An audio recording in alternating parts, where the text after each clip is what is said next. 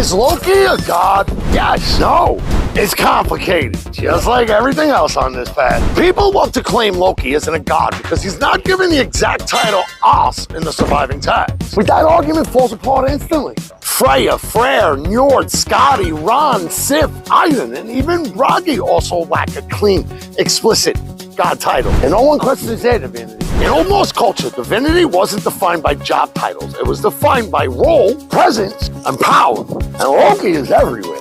He sits in the halls of the gods, swears oaths with Odin, fucking rides out with Thor, and is the father of beings who literally shape Ragnarok. Even Snorri in the Prose Edda lists Loki among the Aesir and describes him right alongside the other gods. The word he uses to describe Loki's nature, ill, gets translated as evil, but that's a translator's choice. The original meaning is closer to troublesome, unpredictable, unreliable.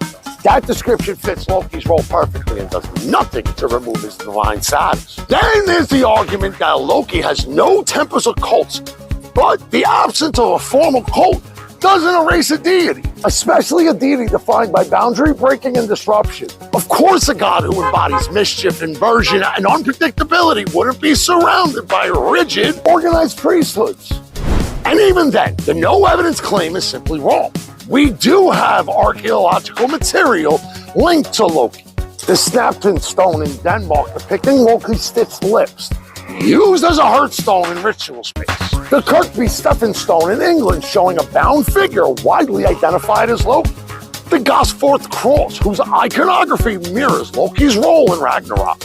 And multiple Loki place names in Iceland that point to long-term cultural and possible cultic association. When you take into account the lore, the listing among the gods, linguistic nuance, and archaeological records, when you take all of this together, Loki has been and always will be considered a god in the Norse pantheon. Stay fucking savage.